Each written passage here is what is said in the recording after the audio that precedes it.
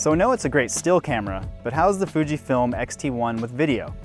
I'll show you some samples and give you some tips on how to achieve the best results coming up.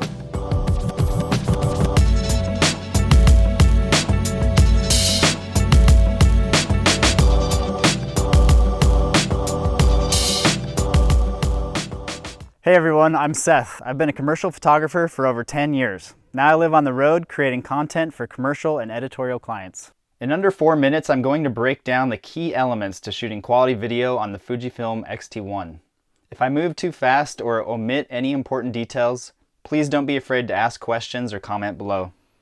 The X-T1 is Fujifilm's high-end mirrorless camera with a weather-sealed body, robust autofocus, analog dials, superb image quality, and brilliant color rendition.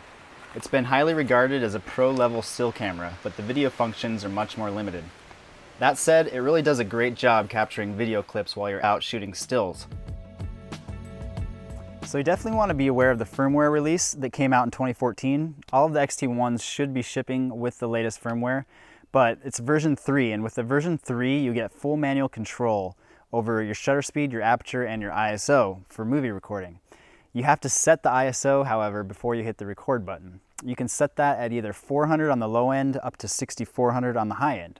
In fact, this video right here is actually being recorded on the X-T1 at the ISO of 800.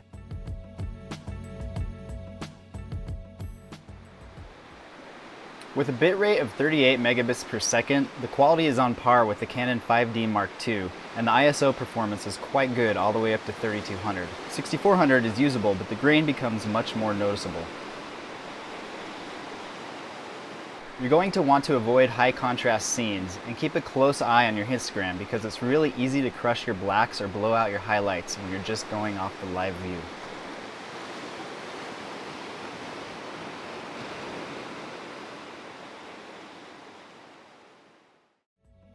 And now for the film simulations.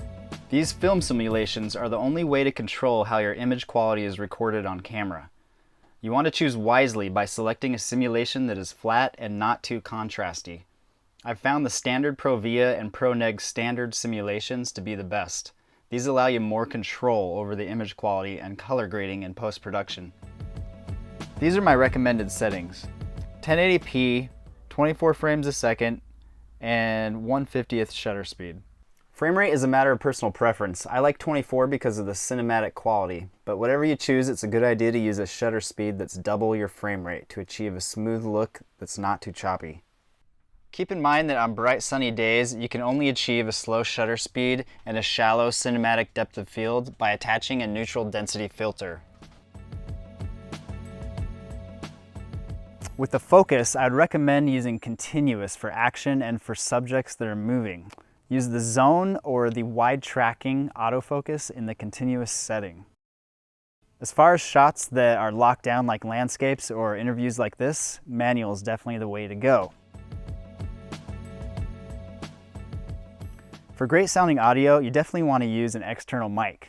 The mic input level is here in the settings. You have to set it before you start recording, and you can't monitor the audio levels while you're recording either, but at least it gives you a little input control. Keep the gain as low as possible for the best quality. I recommend a shotgun mic like the Rode, or Fuji also has a small mic that fits onto the hot shoe, and it has pretty good reviews. Another option is this lavalier, which I'm using to record this interview. The lavalier sounds pretty good. You're listening to it now. This is the lavalier, and this is the sound from the onboard mic of the camera. I'll put links to all these external microphone options down in the description below. Thanks for watching. If you enjoyed this video, please comment below or hit the like button. And consider subscribing if you want to see more videos like this as I travel North America and photograph the people and the places along the way.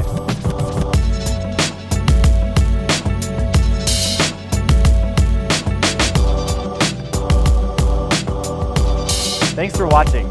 If you enjoyed watching and consider and hopefully producing more please comment below or hit the like button.